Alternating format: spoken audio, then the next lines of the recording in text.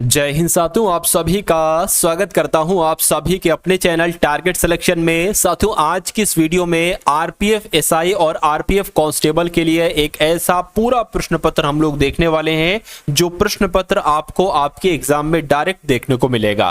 तो मैं कहूंगा साथियों, अगर आप वाकई में अपने आरपीएफ एसआई कांस्टेबल के एग्जाम को क्रैक करना चाहते हैं तो इन सभी सवालों को आप देखिएगा और अपने एग्जाम को देने जाइएगा। मेरा मानना है कि कोई आपको एग्जाम में हरा नहीं सकता, एग्जामिनर चाहे जहां से प्रश्न साथियों डाल दे।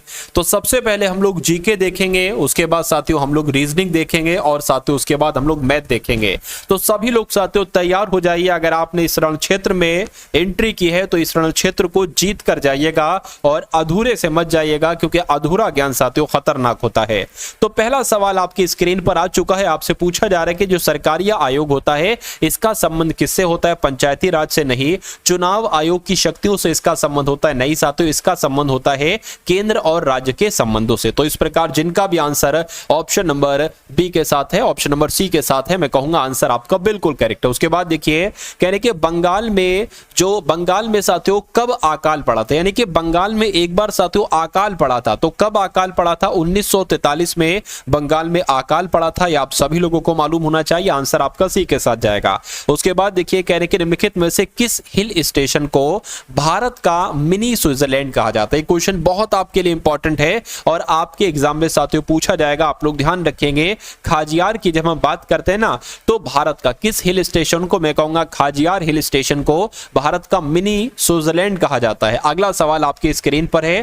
कहने के स्वतंत्रता, समानता, बंधुत्व के आदर्श ये किस क्रांति के आदर्श वाक्य के रूप में उत्पन्न हुए हैं? तो मैं कहूंगा फ्रेंच क्रांति आपका यहां पर बिल्कुल सही जवाब हो जाएगा। उसके बाद देखिए, विश्व का सर्वोच्च शिखर माउंट एवरेस्ट किन दो देशों की सीमा पर स्थित है? यह सवाल बहुत आपसे पूछा जाता है। तो यह तो नेपाल और तिब्बत की सीमा पर स्थित है, आपको मालूम होना चाहिए। किस देश में अगर पूछा जाए ना तो नेपाल में आपको बताना है। उसके बाद देखिए, कह रहे हैं आपसे पूछा जा रहा है कि द एज ऑफ टाइम निम्नलिखित में से किस प्रसिद्ध व्यक्ति की जीवनी है? तो ये किसकी जीवनी है? मैं कहूंगा अगर कल्पना चावला की जीवनी का नाम क्या है तो इसकी जिनकी जीवनी का नाम है द एज ऑफ टाइम। तो इस प्रकार जिनका भी आंसर ऑप्शन नंबर बी है, मैं कहूंगा बिल्कुल करेक्ट आपका आंसर है। साथियों, अगर आप देखिए वाकई में अपने एग्जाम को क्लियर करना चाहते हैं तो आपके लिए साथियों एक पीडीएफ तैयार की गई है। ये पीडीएफ साथियों जस्ट एग्जाम से पहले तैयार की जाती है और आपके एग्जाम को क्रैक कराने में बहुत मददगार साबित है। क्या साथियों इस पीडीएफ में है,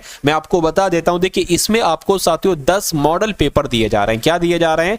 10 मॉडल पेपर आपको साथियों दिए जा रहे हैं। उसके अलावा अगर बात करते हैं जनवरी से लेकर अक्टूबर 2024 का पूरा करंट अफेयर, इतना इंपॉर्टेंट क्वेश्चन बनता है, यानी कि जो आपके एग्जाम में आ सकता है साथियों वो चीजें आपको दी जा रही है। तो मैं कहूंगा ये दोनों चीजें आपको सिर्फ 45 रुपए में दी जा रही। वैसे इसकी कीमत तो ज्यादा है, 200 रुपीज रखने वाला था, लेकिन मैंने सोचा नहीं, अभी हर बच्चा साथियों इसको लेना चाहे तो वो ले सकता है 45 रुपए में। डिस्क्रिप्शन में एक लिंक है आरपीएफ पीडीएफ करके, उस लिंक पर जब आप क्लिक करेंगे तो आप हमारे व्हाट्सएप पर आ जाएंगे। वहां पर आपको साथियों एक क्यूआर कोड दिया जाएगा। उस क्यूआर कोड पर 45 का पेमेंट करके आप इस पीडीएफ को प्राप्त कर सकते हैं। मैं कहूंगा साथियों इसमें से आपका कुछ नहीं 60 से 65% पेपर तो साथियों फंसेगा ही फंसेगा इन दोनों पीडीएफ से। देखिए, अब अगर बात करते हैं इस सवाल की कि इस सवाल का जवाब आपका क्या होगा, कह रहे कि भारतीय संविधान के अनुच्छेद 14 से 18 तक, अगर बात करते हैं साथियों 14 से 18 तक, ये किससे संबंधित है मुझे बताइए। तो अगर बात करें साथियों ये किससे संबंधित है तो ये तो समानता के अधिकार से संबंधित है। राइट आंसर आपका जाएगा ऑप्शन नंबर डी के साथ। उसके बाद देखिए, कह रहे कि भारत में पहली पंचवर्षीय योजना की अवधि क्या थी? तो भारत में जो पहली पंचवर्षीय योजना थी ये तो आप सभी लोग जानते हैं कि 1951 से लेकर 1956 तक इसका कार्यकाल रहा था। भारत की जो पहली पंचवर्षीय योजना थी। भारतीय संविधान के कौन से अनुच्छेद में धर्म की स्वतंत्रता की गारंटी की गई? यानी कि कौन से अनुच्छेद में साथियों धर्म की स्वतंत्रता की बात की गई आपसे पूछा जा रहा है। तो मैं कहूंगा अनुच्छेद 25 से लेकर 28 में किसका जिक्र किया गया है? धर्म की स्वतंत्रता का जिक्र किया गया है। आप लोग ध्यान रखेंगे। अगला सवाल देखिए, कह रहे निम्नलिखित में से कौन 10वें सिख के गुरु थे? यानी कि सिखों के 10वें गुरु का नाम क्या था?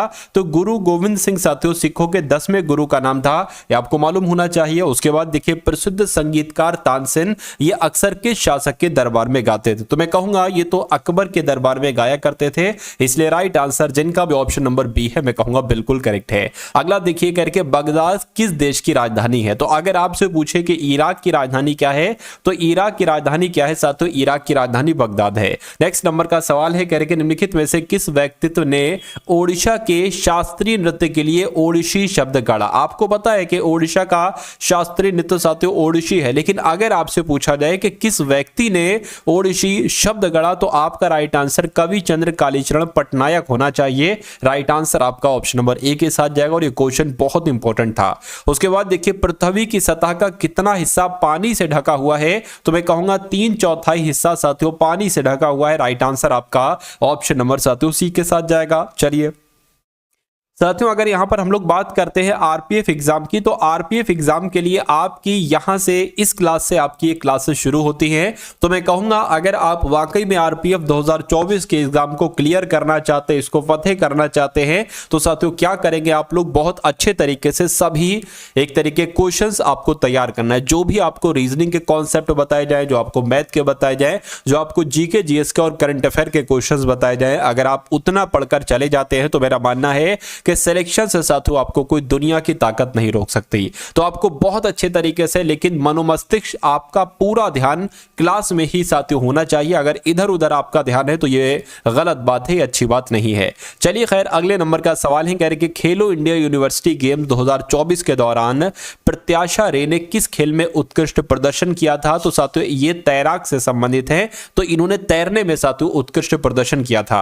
उसके बाद देखिए आपसे पूछा जा रहा है कि माना जाता है कि दिल्ली के महरौली में स्थित जो लौह स्तंभ है ये किसकी उपलब्धियों को दर्ज करता है? तो मैं कहूंगा ये चंद्रगुप्त द्वितीय की उपलब्धियों को दर्ज करता है।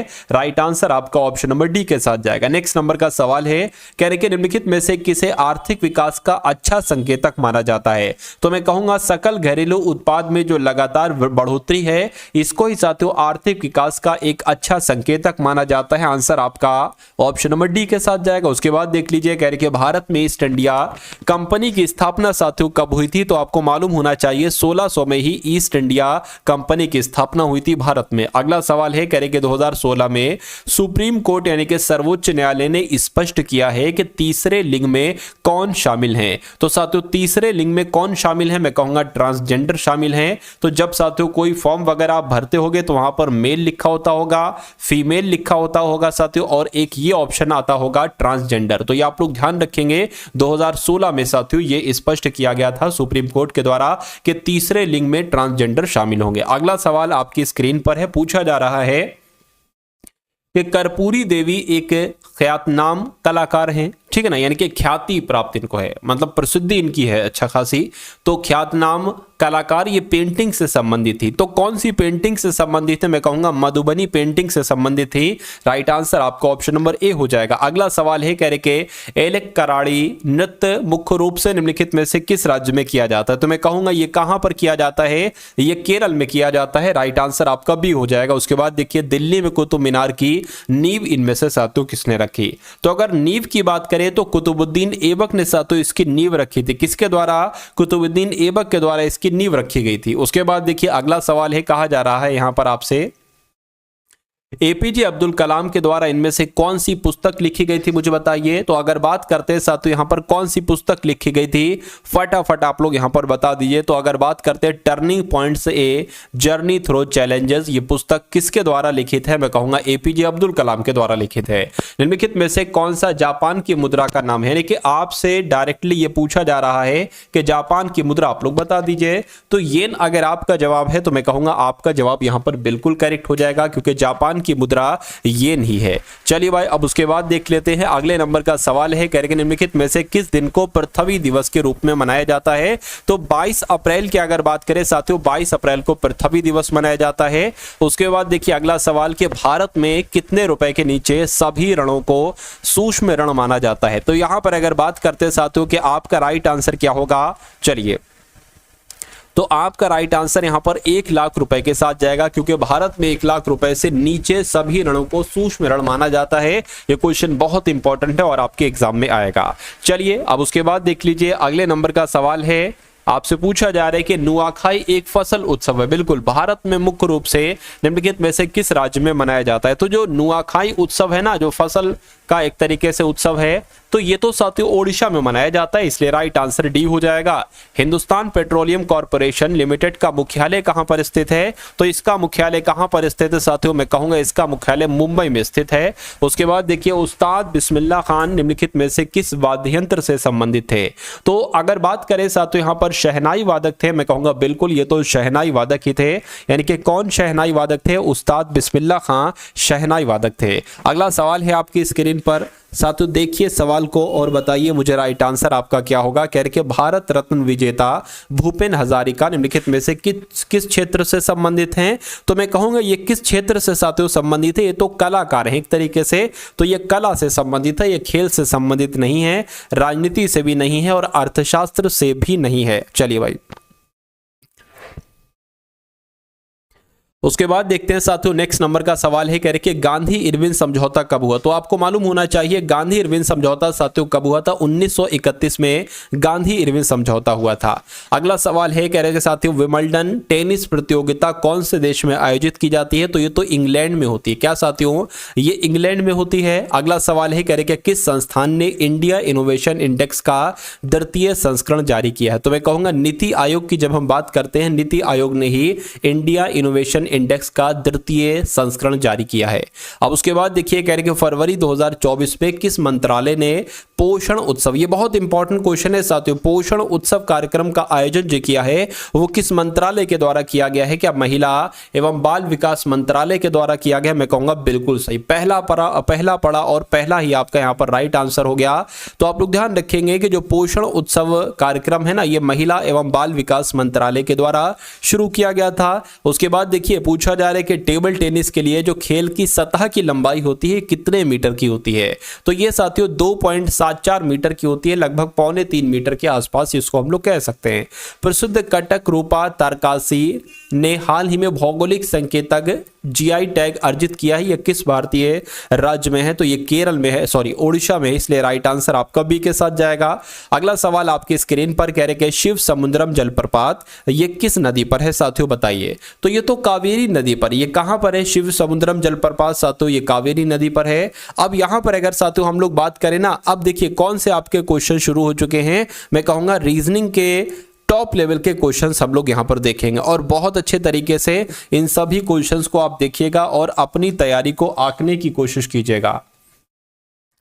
तो पहला सवाल साथियों आपकी स्क्रीन पर है, कह रहे कि ELECTRIC को GNGEVTKE लिखा जाता है, तो आपको बताने कि NUCLEAR को क्या लिखा जा सकता है। अब यहां पर देखिए, आपको भी पता है कि आरपीएफ के एग्जाम में 35 क्वेश्चन आएंगे साथियों रीजनिंग के, और अगर आप चाहते हैं कि आप 35 में से 35 रीजनिंग के सवाल बिल्कुल सही करें, तो मैं कहूंगा टारगेट सिलेक्शन को साथियों सब्सक्राइब कर लीजिए, क्योंकि मैं कह सकता हूं, मैं क्या कह सकता हूं, मैं ये कह सकता हूं कि अगर 35 सवालों में से 35 आप बिल्कुल सही करना चाहते हैं, तो साथियों सब्सक्राइब करके बेल आइकन पर क्लिक कर लीजिए, चैनल को सब्सक्राइब कर दीजिए, और जो भी क्लासेस आए आरपीएफ की मैं कहूंगा उसको अगर आप तैयार कर लेंगे तो ये समझ लीजिए रीजनिंग के सभी, कम से कम रीजनिंग की तो मैं आपसे साथियों क्या गारंटी ले सकता हूं कि रीजनिंग के सभी कॉन्सेप्ट, क्या एक सिंगल नहीं छूटेगा, सभी कॉन्सेप्ट इन्हीं क्लासेस से आप लोग साथियों देखेंगे। और मैं आपको जीके जीएस करंट अफेयर में भी इतना मजबूत कर दूंगा कि आपका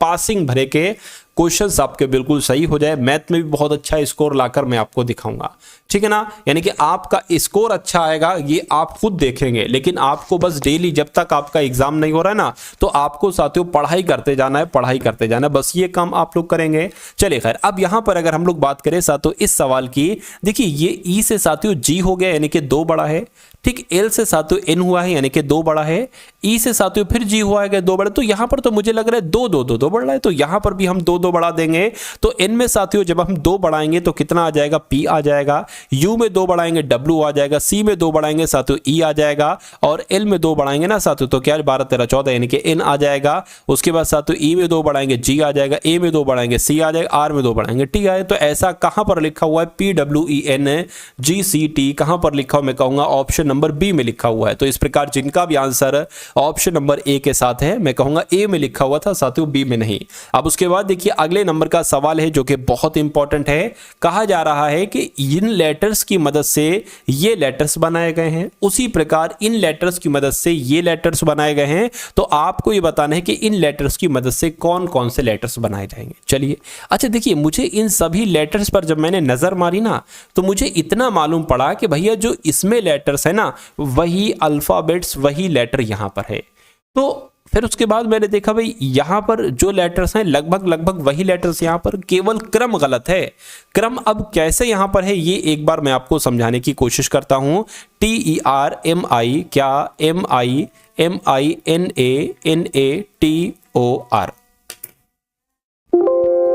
उसके बाद साथियों हम इन लेटर्स को साथियों यहां पर लिख लेते हैं। एक के नीचे एक ही आपको लिखना है, ठीक है, एक के नीचे एक आपको लिखना है। देखिए आर हो गया, ओ हो गया, TAN हो गया, ये वाले लेटर्स में लिख रहा हूं क्योंकि इन लेटर्स की मदद से यही तो बनाया गया है। अब हमें ये देखना होगा बनाया कैसे गया है।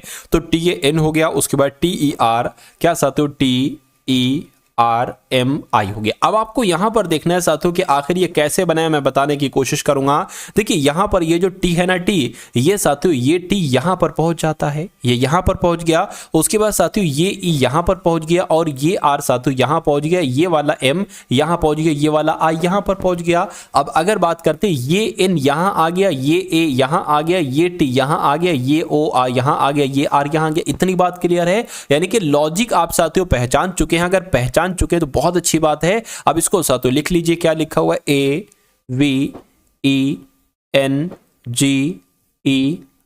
AVENGERS, ठीक। अब उसके बाद साथियों मैं आपको यहां पर बता दूं कि 1 2 3 4 5 6 7 8। अब आपको करना साथियों यह है, करना कुछ नहीं है ज्यादा, आपको देखना है कहां से चेंज हुआ था। कहां से चेंज हुआ था, मैंने ये वाला टी रखा था और यहां पर यानी कि 1 2 3 4 5, तो 1 2 3 4 5, ठीक है ना। अच्छा यहां पर कम है, यहां पर कितने साथियों कम है, तो मैं कहूंगा अगर बात करते हैं साथियों यहां पर, ठीक, 1 2 3 4, यहां से देखिए ये ए यहां पर आ जाएगी, ये ए यहां आ गया, तो ये ई यहां पर आ जाएगा, सॉरी वी आज यहां पर आ जाएगा, ठीक है, वी आपका यहां पर आ गया, फिर आपका ई आ जाएगा, क्योंकि आधे से करना है, क्योंकि 1 2 3 4 5 6 7 8 9 10 लेटर है ना, तो ये आधे से किया गया। ये देखिए ये यहां पर आधे हो गए, टी, ठीक, तो हम भी आधे से करेंगे, इसमें 8 हैं तो हम 4 के बाद से करेंगे। अब यहां पर ई आ गया, अब यहां पर एन आ जाएगा, उसी प्रकार क्या किया गया था। अब यहां पर अगर बात करें साथियों ये एस कहां पर आ जाएगा, एक काम करो, ये जी आपका यहां पर आ जाएगा, ई आपका यहां पर आ जाएगा और आर यहां पर आ जाएगा, एस यहां पर आ जाएगा। अब आपको देखना है ऐसा कौन से ऑप्शन में लिखा हुआ है, SREGAAVEN, तो मैं कहूंगा ऐसा तो ऑप्शन नंबर बी में लिखा हुआ है और जिनका भी आंसर यहां पर ऑप्शन नंबर बी के साथ है बिल्कुल करेक्ट भाई, बहुत बढ़िया, वेरी गुड क्लास। साथियों जो आपके आरपीएफ में कॉन्सेप्ट पूछे जाएंगे उन सभी कॉन्सेप्ट को मैं आपके लिए लेकर आया हूं, यानी कि पूरी तरीके से पूरे सिलेबस का खात्मा करेंगे। बस आप थोड़ा सा मुझे समय दे दीजिए, मैं सब कुछ आपका तैयार करवा दूंगा जो आपके एग्जाम में आएगा। देखिए कहने के एक ही पासे के 3 अलग अलग स्थितियां दर्शाई गई हैं, बिल्कुल एक पासे की 3 अलग अलग स्थितियां हैं। ये एक दर्शाने वाले फलक के विपरीत फलक पर संख्या क्या होगी, कभी भी ऐसा सवाल है। देखिए कहने कि ये जो है ना, ये एक, इसके विपरीत क्या होगी, विपरीत इसका ये होगा, ये 6 नहीं, जो 6 के उधर वाली साइड है वो, ठीक है। तो मैं इतना कह सकता हूं कि 1 का विपरीत 6 नहीं हो सकता, 3 नहीं हो सकता, 1 का विपरीत 6 नहीं हो सकता, 3 नहीं हो सकता। यहां देखिए 1 यहां पर है, 1 का विपरीत 2 4 नहीं हो सकता, 2 नहीं हो सकता, 4 नहीं हो सकता, 1 का विपरीत साथियों 3 भी नहीं हो सकता, तो मैं कहूंगा 3 भी नहीं हो सकता। तो अब बचा क्या है साथियों, देखिए 1 तो ये खुद है, 2 भी हो गया, 3 भी हो गया, 4 भी हो गया, अच्छा 3 भी हो गए, 4 6 भी हो गया, तो मैं कहूंगा केवल 5 बचा है। तो मैं कहूंगा कि 1 का विपरीत 5 ही होगा, इसलिए जिनका भी आंसर ऑप्शन नंबर बी के साथ है मैं कहूंगा आंसर आपका बिल्कुल करेक्ट है। अगला सवाल आपके स्क्रीन पर है, यहां पर देखिए साथियों इस सवाल क्या है, जब हम बात करते हैं ना, तो जैसे कि साथियों एक कॉन्सेप्ट बनता है, ये क्वेश्चन आपसे पूछा जाता है, कहा जाता है कि भाई इसको जैसे अंग्रेजी की डिक्शनरी में लिखा होता है ना, वैसे आपको यहां पर लगाना है। तो सबसे पहला कौन सा आएगा, आई इन यहां है, आई इन यहां है, आई इन यहां है, आई इन यहां है, आई इन यहां है। सबसे पहले कौन सा आएगा, टी या आई, तो मैं कहूंगा आई पहले आता है, जी आएगा, ठीक है। या साथियों यहां पर अगर बात करें जी आएगा, आई थोड़ी ना, आई तो 9 पर आता है, जी 7 पर आता है, वी भी नहीं आएगा, एस भी नहीं आएगा, तो मैं कहूंगा 3 नंबर सबसे पहले आ जाएगा और उसके बाद साथियों क्या आ जाएगा, उसके बाद आपका ये आई आ जाएगा 9 नंबर वाला। ठीक, तो 4 हो गया। उसके बाद साथियों क्या आ जाएगा आपका, ठीक है, ये एस आ जाएगा, वी तो बाद में आएगा ना, तो ये हो गया साथियों एक। फिर आपका क्या हो गया, फिर आपका देखिए ये उसके बाद आएगा, ठीक है, 5 हो गया और उसके बाद आपका 2 आ जाएगा, यानी कि 341 52 कहां पर लिखा हुआ है, मैं कहूंगा 341 52 ऑप्शन नंबर सी में लिखा हुआ है, तो ये आपका बिल्कुल करेक्ट आंसर हो जाएगा। अगला सवाल आपकी स्क्रीन पर देखकर मुझे बताइए, कह रहे कि डी लिखा हुआ है, फिर बी लिखा हुआ है, फिर एक्स लिखा हुआ है, फिर आर लिखा हुआ है, फिर जे लिखा हुआ है, आपको बताने कि अगला लेटर यहां पर कौन सा हो सकता है, मुझे बताइए। देखिए यहां पर अगर साथियों हम लोग बात करें, इसको बहुत ध्यान से आपको देखना है, डी से बी हुआ है यानी कि 2 घटाया गया है। ठीक, कितना घटाया गया है साथियों, 2 घटाया गया है। अगर हम साथियों आर से जे की बात करते हैं तो यहां पर कितना घटाया गया, ये 18 पर होता है, ये 10 पर होता है, साफ साफ यहां पर साथियों 8 घटाया गया है। अब हम यहां पर अगर बात करें, एक्स होता है साथियों 24 पर और आर होता है 18 पर, यानी कि 24 पर 18 पर, तो कितना घटाया गया, 6 घटाया गया है, बिल्कुल 6 घटाया गया है। अब यहां पर अगर हम बात करें तो यहां पर 2 6 8, तो यहां पर 4 ही तो आएगा। अब 4 कैसे आएगा साथियों, ये माइनस हुआ है, जैसे कि 20 से जब माइनस करा ना आपने, तो ए आएगा, उसके बाद जेड आएगा, उसके बाद वाई आएगा और उसके बाद साथियों आपका एक्स आएगा। तो 4 माइनस किया गया इसलिए 4 लिखा है, यानी कि डी में 2 माइनस किया, बी आ गया, बी में 4 माइनस किया, एक्स आ गया, एक्स में 6 माइनस किया, आर आ गया, आर में 8 माइनस किया, जे आ गया। अब जे में 10 माइनस करेंगे तो साथियों जे खुद ऑलरेडी 10 पर होता है, तो जब इसमें 10 माइनस करोगे तो यहां पर साथियों जेड आ जाएगा, यानी कि 26 वाला लेटर आ जाएगा। तो जेड आपका बिल्कुल करेक्ट आंसर हो जाएगा। जिनका भी ऑप्शन नंबर सी आंसर है, मैं कहूंगा आंसर आपका बिल्कुल करेक्ट हो जाता है। साथियों अभी तो मैथ के क्वेश्चंस भी आपके सामने से गुजरेंगे, ऐसे ऐसे मैथ के क्वेश्चन जो साथियों आप अपने एग्जाम में डायरेक्ट देखेंगे। कह रहे कि 26 29 है तो 29 लिख लिया, 65 है 65 लिख लिया, 95 आ गया और उसके बाद 119 आ गया। कह रहे कि उसके बाद कौन सा नंबर आएगा, और उसके बाद 149 ही आना चाहिए और उसके बाद 155 ही आना चाहिए। इतनी चीजें साथियों आपसे यहां पर कही गई हैं। मैं कहूंगा 29 से 65 हुआ है तो मेरे हिसाब से 36 यहां पर बड़ा है। ठीक, 36 यहां पर बड़ा है, 65 से 95 में तो 30 बड़ा है, 95 से 119 हुआ है साथियों तो कितना बड़ा है, 24 बड़ा है यहां पर। तो अब कितना बढ़ेगा ये आपको बताने, देखिए एक बार यहां पर अगर हम लोग बात करें 149 से 55 हुआ है, तो 149 से अगर 55 करें तो 6 माइनस हुआ है। ठीक है, सॉरी कितना बड़ा है, 6 प्लस हुआ है। अब यहां पर देखिए 36 30 24, ये 6 6 6 6 सब में घट रहा है, तो यहां पर अगर हम 6 घटाएंगे तो यहां पर 18 आ जाना चाहिए, यानी कि 29 में 36 प्लस किया तो 65 आया, 65 में 30 बढ़ाया तो 95, 95 में 24 बढ़ाया तो 119 है, 119 में 18 बढ़ाएंगे तो कितना आ जाएगा साथियों, 8 8 16 और 1 17, मतलब 9 और कितना 8 कितना और 17, हासिल का 1 लग जाएगी, 3 आ गया, यानी कि 137 आ जाएगा।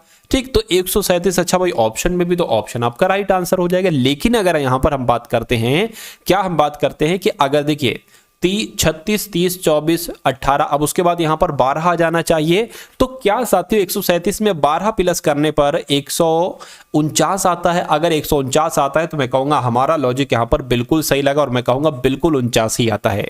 तो इस प्रकार जिनका जिनका आंसर यहां पर ऑप्शन नंबर ए के साथ था, मैं कहूंगा आंसर आपका यहां पर बिल्कुल करेक्ट हो जाएगा। चलिए भाई, उसके बाद देखिए ये भी अच्छा क्वेश्चन है, शानदार क्वेश्चन है, आपके एग्जाम में आने वाला क्वेश्चन है। देखिए साथियों यहां पर क्या कहा जा रहा है, कह रहे कि 6 छात्र एक गोलाकार मेज के चारों ओर केंद्र की ओर मुख करके बैठे हैं। तो कितने छात्र हैं साथियों, 6 छात्र हैं, 1 2 3 4 5 और 6 छात्र हो गए। कह रहे कि जेम्स पीटर के दाएं से दूसरे स्थान पर है। तो साथियों अगर मान लीजिए हम पीटर यहां पर बना लेते हैं, कह रहे कि पीटर के दाएं से दूसरे स्थान पर कौन है, जेम्स है, यानी कि जेम्स यहां पर बैठ जाएगा। कह रहे कि चार्ल्स जो है ना, चार्ल्स ये पीटर के बाईं और दूसरे स्थान पर है, तो पीटर का बायां किधर होगा, पीटर का बायां इधर हो जाएगा, दूसरा किधर हो जाएगा, यानी कि चार्ल्स आपका यहां पर आ जाएगा, तो चार्ल्स यहां पर आ गया। ठीक है, उसके बाद कह रहे कि सैम जेम्स के दाएं से तीसरे स्थान पर है, तो जेम्स का तीसरा स्थान 1 2 3 यहां पर आ जाएगा, यानी कि यहां पर कौन आ जाएगा, यहां पर आपका सैम आ जाएगा। चलिए भाई, उसके बाद कह रहे हैं कि टॉम सैम के दाएं से दूसरे स्थान पर है, तो सैम के दाएं से दूसरा स्थान यहां पर बनेगा, यहां पर कौन आ जाएगा, यहां पर टॉम आ जाएगा। उसके बाद कहा जा रहा है कि एशले जो है ना, एशले चार्ल्स और जेम्स का निकटतम पड़ोसी है।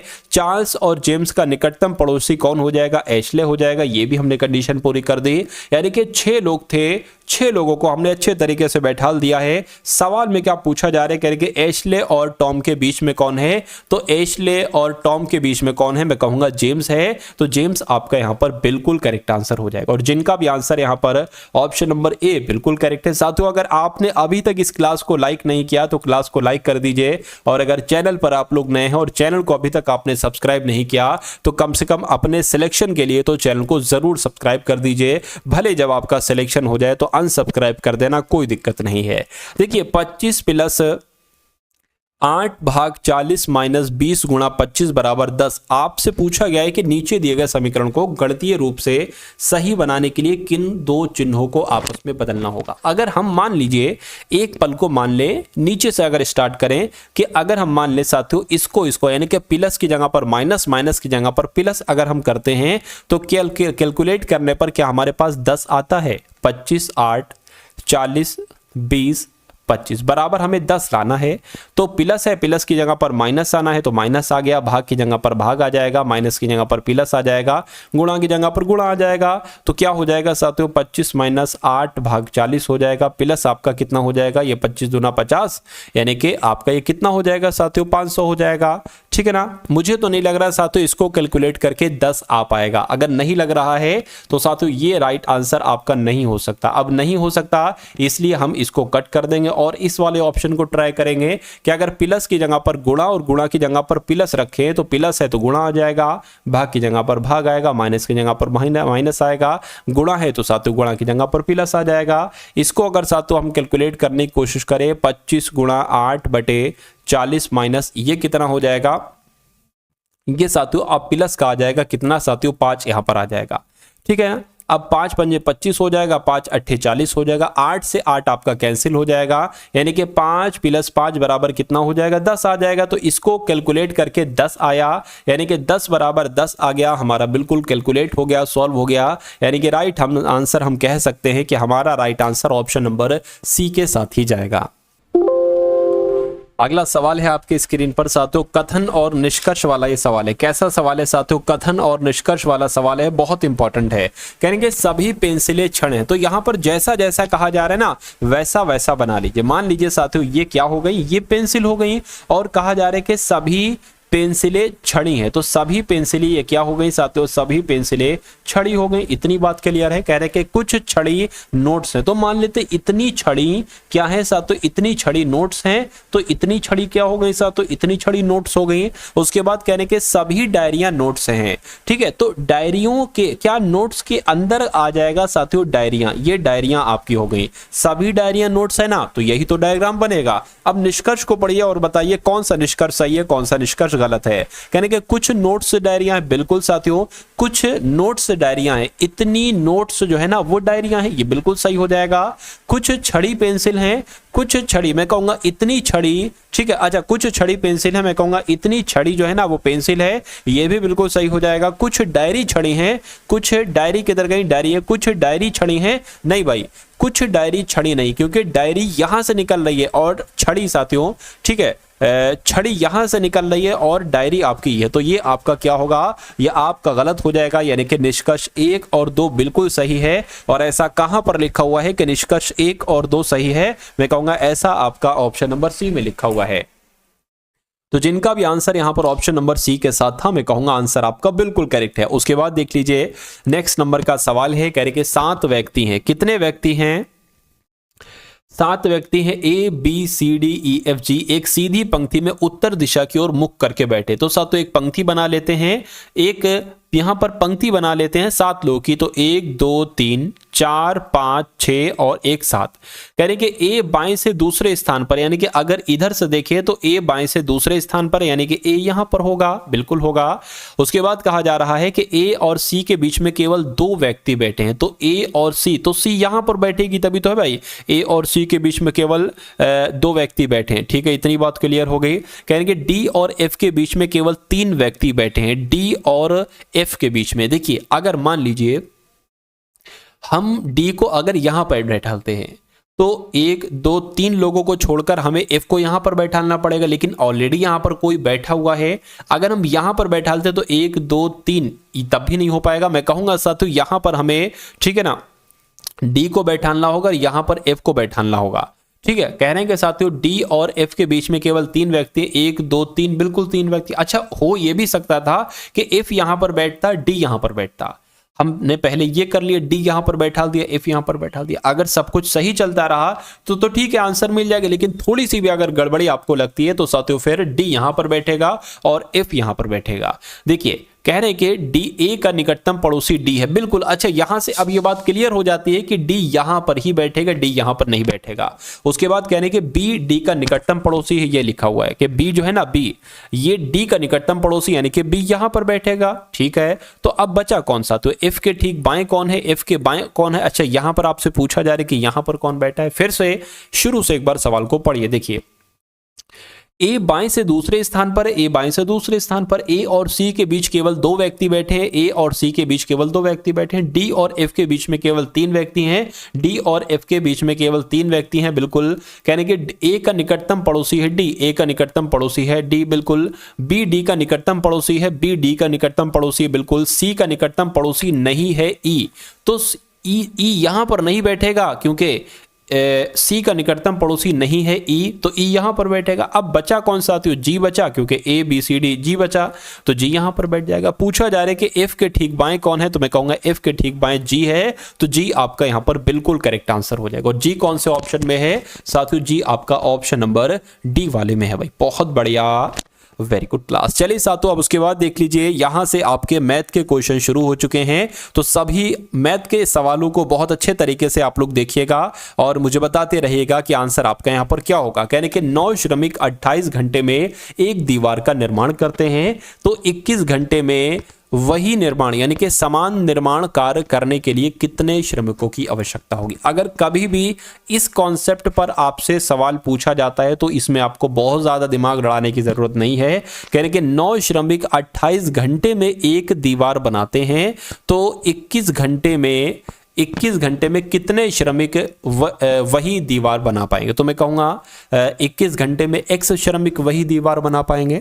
तो अब इसमें आपको इसको कैलकुलेट करना और x का मान निकालना है। कैसे साथियों करोगे? 9 गुणा 28 हो जाएगा, बटे आपका ये बराबर है ना, तो साथियों क्रॉस मल्टीप्लाई हो जाएगी, नीचे आ जाएगा बराबर आपका x क्या है? x ये तो है श्रमिकों की संख्या। तो साथियों यहां पर अगर बात करें 7 से कट करें, अच्छा ये तो 28 आ गया यहां पर, अच्छा सॉरी 21 है, ये क्या 21 है साथियों यहां पर, ये आपका 21 हो गया। अब यहां पर क्या आ गया? x आ गया। 7 से कट करें, 7 या 21 हो गया, 7 चौक 28 हो गया, 3 एकम 3, 3 3 9 हो गया, यानी कि 3 चौक कितना हो गया? 3 चौक 12 हो गया। तो मैं कहूंगा 12 श्रमिकों की आवश्यकता होगी। और 12 कहां पर लिखा हुआ है? 12 तो आपका ऑप्शन नंबर डी में लिखा हुआ है। उसके बाद देखिए मैथ का अगला सवाल आपके स्क्रीन पर है। यहां पर साथियों अगर बात करें करके 24 रुपए प्रति किलोग्राम के चावल को 32 रुपए प्रति किलोग्राम के चावल से किस अनुपात में मिलाया जाएगा ताकि मिश्रित चावल की दर 26 रुपए प्रति किलोग्राम हो जाए। तो साथियों अगर आपसे इस टाइप से क्वेश्चंस पूछे कि 2 मूल्य आपको दिए जाएं और एक तीसरा मूल्य आपको दिया जाए, तो आप लोग कैसे क्या करेंगे? देखिए करके 24 रुपए प्रति किलोग्राम के चावल तो 24 रुपए प्रति किलोग्राम के चावल, और 32 रुपए प्रति किलोग्राम के चावल 32 रुपए प्रति किलोग्राम के चावल, ये किस अनुपात में मिलाए जाएं? मैं कहूंगा साथियों किस अनुपात में मिलाया जाएगा ताकि मिश्रित चावल की दर 26 रुपए प्रति किलोग्राम होगा। तो ये आप संख्या यहां पर लिखिए। अब अनुपात कह रहे हैं ना, क्या अनुपात होगा? तो इन दोनों का डिफरेंस क्या होगा साथियों? 2 होगा, तो ये आ गया। इन दोनों की अगर बात करें, इन दोनों का डिफरेंस क्या होगा? तो 6 होगा, यहां पर आ गया। यानी कि 6:2 बचा, इसको 2 से कट करोगे तो 2 एकम 1 हो जाएगा, ठीक है। और इसको अगर 2 3 6 हो जाएगा, तो मैं कहूंगा 3:1 आपका राइट आंसर हो जाएगा। यानी कि किलोग्राम के चावल से 3:1 में मिलाया जाएगा ताकि मिश्रित चावल की दर 26 रुपए प्रति किलोग्राम हो जाए। तो इस सवाल को साथियों ऐसे आपको हैंडल करना है। उसके बाद देख लीजिए नेक्स्ट नंबर का साथियों सवाल है आपके स्क्रीन पर।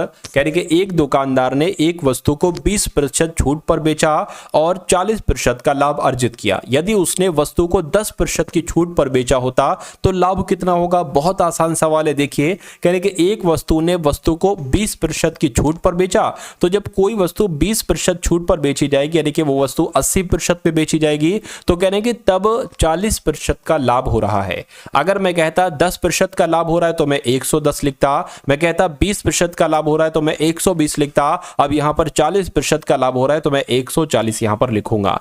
तो जब उसने 20% की छूट पर बेचा तो उसको 40% का लाभ हुआ, यानी कि 140 रुपए में वो वस्तु गई।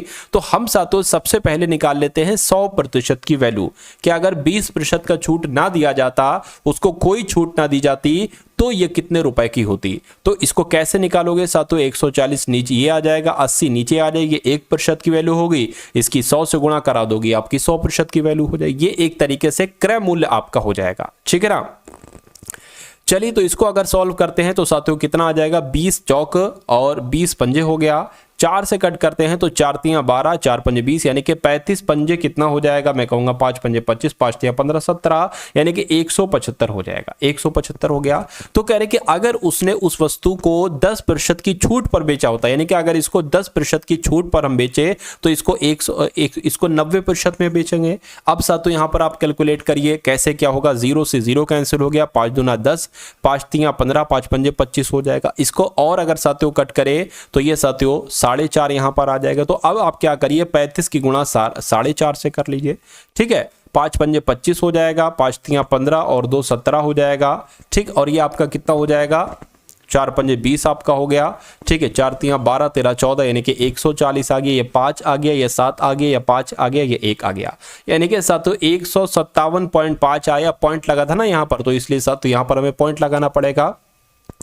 यानी कि 157.5 रुपए की वो वस्तु बिकी थी कितने की, वो 100 रुपए की वस्तु थी, 157.5 रुपए की वस्तु बिकी है। तो साफ साफ आपको लाभ नजर आ रहा है कि 57.5% का लाभ हुआ है। और ऐसा कहां पर लिखा हुआ है, ऐसा ऑप्शन नंबर सी में लिखा हुआ है। नेक्स्ट नंबर का सवाल है आपकी स्क्रीन पर, 13 संख्याओं का औसत 22 है, ठीक है। तो यहां पर साथियों 13 संख्याओं का औसत कितना बताया गया है, 22 बताया गया। तो अगर मैं आपसे पूछूं कि 13 संख्याओं का योग कितना बनेगा, तो आपको 13 संख्याओं की गुणा 22 से कराना पड़ेगी। कितना हो जाएगा साथियों, 13 दूना 26, 13 दूना 26 हो गया, 6 आ गया, 8 आ गया, 2 आ गया, यानी कि मैं कह सकता हूं साथियों कि 13 संख्याओं का योग कितना हो जाएगा, 286 हो जाएगा। अब कहने कि यदि प्रत्येक संख्या को अगर 3 से गुणा किया जाए तो नया औसत तो वो तो बात की बात है, तो योग कितना बनेगा। जैसे कि ये संख्याओं का योग है, अगर देखिए अगर प्रत्येक संख्या की आप 3 से गुणा कराओ, या इस योग की आप 286 की गुणा साथियों अगर आप 3 से कराओ तो बात एक ही है। तो मैं कहूंगा साथियों अभी हमें संख्याएं तो 13 की 13 पता नहीं है, तो क्या करेंगे, तो हम योग से साथियों करा लेंगे, वही बात आ जाएगी। तो अगर 286 की 3 से गुणा कराते हैं, 6 तियां 18 हो गया, 8 तियां 24 और आपका 1 25 हो गया, 3 दूना 6 7 8 आ गया, यानी कि 858 आ गया है अगर प्रत्येक संख्या को 3 से गुणा कराए। यहां पर जो 13 संख्या ना, प्रत्येक संख्या को अगर 3 से गुणा कराया जाए तो हमने टोटल की 3 से गुणा कर दी, 858 आ गया। तो अब नया औसत आपसे पूछा जा रहा है, योगफल आपका ये निकला, संख्याएं टोटल कितनी थी, 13 थी, तो साथियों 13 आपका यहां पर आ जाएगा। इतनी बात क्लियर है, क्लियर है। 13 पंजे 65, 13 छंग आपका 78 हो जाएगा, ठीक। कितना निकलेगा, 7 इधर चला गया, 78, 13 छंग 78 हो गया, यानी कि 66 आपका यहां पर नया औसत निकलेगा। और ये आपका साथियों बिल्कुल करेक्ट आंसर हो जाएगा। उसके बाद देख लीजिए नेक्स्ट नंबर का सवाल है आपकी स्क्रीन पर, देखिए सवाल को और मुझे बताइए कि आपका राइट आंसर यहां पर क्या होगा। कह रहे कि 2 व्यक्तियों की आयु में 16 वर्ष का अंतर है। इस सवाल को बहुत ध्यान से देखिएगा। यदि 6 वर्ष पहले बड़े की आयु छोटे वाले की आयु की 3 गुना थी, तो उनकी वर्तमान आयु क्या होगी। माना छोटे व्यक्ति की आयु क्या साथियों, अगर हम मान लेते हैं यहां पर छोटे व्यक्ति की आयु क्या है, छोटे व्यक्ति की आयु अगर x है, ठीक है, तो बड़े व्यक्ति की आयु क्या हो जाए, क्योंकि कहा गया है कि दोनों व्यक्तियों की आयु में 16 वर्ष का अंतर है, तो बड़े व्यक्तियों की आयु डायरेक्ट क्या हो जाएगी साथियों, 16 + x हो जाएगी। ये छोटे व्यक्ति की आयु है, ये बड़े व्यक्ति की आयु है। इतनी बात क्लियर है। अब कहने कि अगर 6 वर्ष पहले, तो 6 वर्ष पहले के लिए क्या करना पड़ेगा, तो इसकी अगर हम बात करें छोटे व्यक्ति की 6 वर्ष पहले आयु कितनी होगी, तो x में से 6 माइनस कर दो। अगर हम इसकी बात करें कि इसकी बड़े की 6 वर्ष पहले की आयु कितनी होगी, तो साथियों 16 + x - 6 कर दो। तो जब ऐसा करोगे 16 में से 6 जाएगा, यानी कि 10 + x हो जाएगा। तो साथियों ये छोटे वाले की 6 वर्ष पहले की आयु है, ये बड़े वाले की 6 वर्ष पहले की आयु है। तो कह रहे हैं कि साथियों बड़े की आयु छोटे वाले की आयु की 3 गुनी है, ठीक है ना। क्या कहा जा रहा है, कह रहे कि बड़े की आयु छोटे की आयु की साथियों 3 गुनी है। इतनी बात क्लियर है, बिल्कुल क्लियर है। अब देखिए क्या होगा, x 10 प्लस x कह लो या x प्लस 10 कह लो, तो x प्लस 10 ये क्या होगी, ये बड़े वाले की आयु हो गई, ये बड़े वाले की आयु हो गई। छोटे वाले की आयु क्या है, x माइनस 6 है, ये छोटे वाले की आयु हो गई। तो इसकी गुणा लगेगी, छोटे वाले क्या लिखा हुआ है, बड़े वाले की आयु जो है ना, ये छोटे वाले आयु की मतलब गुणा यहां पर आ जाएगा, की 3 गुना है। तो इतनी बात क्लियर हो गई, ठीक है ना। अब इसको साथियों आप कैलकुलेट करा लीजिए, x प्लस 10 बराबर 3 की x से करेंगे 3x हो जाएगा, ठीक है। ये माइनस यहां पर रहेगा, 3 छंग आपका 18 हो जाएगा, ठीक है। अब देखिए 3x आ गई, ये x उधर है, इधर आएगा तो माइनस का हो जाएगा, ठीक। ये 10 इधर है, ये पहले माइनस का 18 इधर आएगा तो साथियों प्लस का हो जाएगा। मैं कहूंगा 2x बराबर कितना बचेगा, 2x बराबर आपका साथियों 28 आ जाएगा, और इसको कैलकुलेट करेंगे साथियों 14 आ जाएगा, यानी कि x बराबर आपके सामने क्या आ चुका है, 14 आ चुका है। अब पूछा क्या जा रहा है, कहने के तो उनकी वर्तमान आयु ज्ञात कीजिए, उनकी वर्तमान आयु ज्ञात कीजिए। तो साथियों उनकी वर्तमान आयु क्या थी, x थी, तो छोटे वाले की तो साथियों 14 वर्ष हो जाएगी क्योंकि 14 वर्ष आई है। लेकिन बड़े वाले की अगर बात करें तो 16 प्लस x थी, यानी कि 16 प्लस 14 हो जाएगी। तो 16 प्लस 14 कितना हो जाएगा, मैं कहूंगा 30 वर्ष हो जाएगी, यानी कि 14 वर्ष और 30 वर्ष आपका आंसर आ जाएगा। तो ऐसा कहां पर लिखा हुआ है, ऐसा आपका ऑप्शन नंबर ए में लिखा हुआ है। तो जिनका आंसर यहां पर ऑप्शन नंबर ए के साथ था, मैं कहूंगा आंसर आपका बिल्कुल करेक्ट था। चलिए उसके बाद देख लीजिए साथियों, नेक्स्ट नंबर का सवाल है आपकी स्क्रीन पर। इस सवाल को देखिए और मुझे बताइए कि आपका राइट आंसर क्या होगा। कह रहे कि केशव और दानिश दोस्त हैं और 4 वर्ष पहले केशव की आयु, क्या कहा जा रहा है साथियों, 4 वर्ष पहले केशव की आयु दानिश की वर्तमान आयु के बराबर थी। 6 वर्षों के बाद उनकी आयु का अनुपात 19:17 हो जाएगा। उनकी आयु का योग आपसे, यानी कि उनकी आयु सबसे पहले आप मुझे बताइए।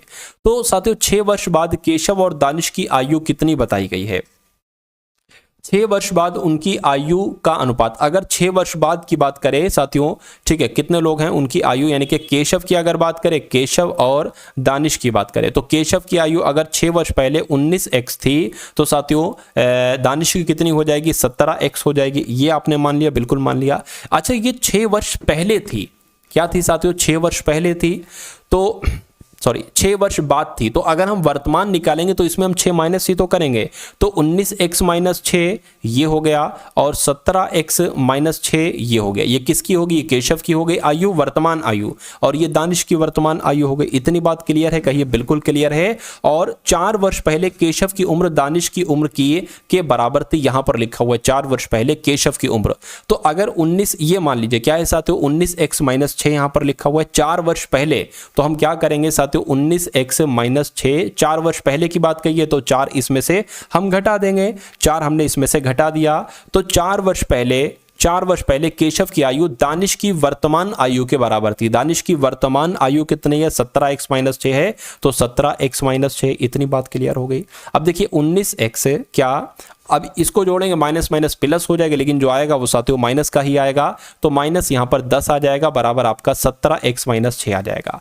अब ये 19x है, उधर 17x है, इधर आएगा तो वो माइनस का हो जाएगा, बराबर माइनस 6 हो गया। ये माइनस का उधर जाएगा, प्लस का हो जाएगा। इतनी बात क्लियर है बिल्कुल। इसमें से 2x बचेगा, बराबर प्लस माइनस माइनस होता है, तो साथियों यहां पर 4 आ जाएगा, यानी कि x बराबर जो आपका आएगा वो साथियों कितना आएगा, वो 2 आएगा। ठीक है ना, इतनी बात क्लियर है, कहिए बिल्कुल क्लियर। केशव की वर्तमान आयु मैंने आपको साथियों कितनी बताई थी, केशव की वर्तमान आयु मैंने आपको बताई थी 19x माइनस 6। तो केशव की वर्तमान आयु कितनी, 19 दूना 38 हो जाएगा। 38 में से साथियों जब आप कितना निकालेंगे, 6 निकालेंगे, तो मेरे ख्याल से 32 निकलेगा, यानी कि साथियों केशव की उम्र तो 32 वर्ष हो जाएगी और इनकी उम्र क्या हो जाएगी साथियों, 17 दूना 34, 34 में से साथियों 28 वर्ष आपका आ जाएगा। तो दोनों की आयु निकल चुके, लेकिन दोनों की आयु का योग आपसे पूछा जा रहा है, तो मैं कहूंगा साथियों कितना, 60 वर्ष हो जाएगा। तो 60 वर्ष के ऑप्शन में है, मैं कहूंगा बिल्कुल ऑप्शन में है, ऑप्शन नंबर सी वाले में है। तो जिनका भी आंसर यहां पर ऑप्शन नंबर सी के साथ है, मैं कहूंगा आंसर आपका बिल्कुल करेक्ट भाई, बहुत बढ़िया। Very good class. तो कैसी लगी साथियों आपको ये क्लास, एक बार कमेंट सेक्शन में आप लोग जरूर बताइएगा। उसके अलावा यहाँ पर अगर बात करें साथियों, आपके लिए आरपीएफ की पीडीएफ तैयार की जा चुकी है। तो इसकी अगर बात करते हैं साथियों, आरपीएफ एग्जाम 2024 वाले को साथियों क्लियर अगर आप करना चाहते हैं, ठीक है ना, तो ये देखिए यहाँ पर आपको 10 मॉडल पेपर आपको दिए जा रहे हैं। मेरा मानना है कि अगर इन मॉडल पेपर की आप अच्छे तरीके से प्रैक्टिस कर लेते हैं तो बहुत सारे क्वेश्चंस आपको यहां से देखने को मिलेंगे। तकरीबन 60% सवाल आपको यहां से देखने को मिलेंगे। इसमें साथियों जीके जीएस है, प्लस करंट अफेयर है, उसके अलावा रीजनिंग है और उसके अलावा मैथ है। जैसे जीएस के 50 क्वेश्चन आएंगे वैसे रीजनिंग के 35 क्वेश्चन आएंगे, वैसे मैथ के 35 क्वेश्चन आएंगे वैसे। इसमें है क्या, जैसे कि मान लीजिए रीजनिंग का क्वेश्चन है, 4 नीचे ऑप्शन है उसके, तो जस्ट नीचे ही उसका सोल्यूशन है, कहीं और जाने की जरूरत नहीं है। ऐसे जीके का क्वेश्चन है, 4 ऑप्शन है, नीचे उसका आंसर है, राइट, ऐसे करके। उसके अलावा साथियों आपको जनवरी से लेकर अक्टूबर की करंट अफेयर आपको दी जा रही है 2024 की। तो ये इंपॉर्टेंट करंट अफेयर है। मेरा मानना है अगर इनको आप तैयार कर लेंगे तो सारी करंट अफेयर आपको यहीं से मिलेगी, और इन मॉडल को अगर आप देख लेंगे तो 60% पेपर तो आपको मिल ही जाएगा यहां से।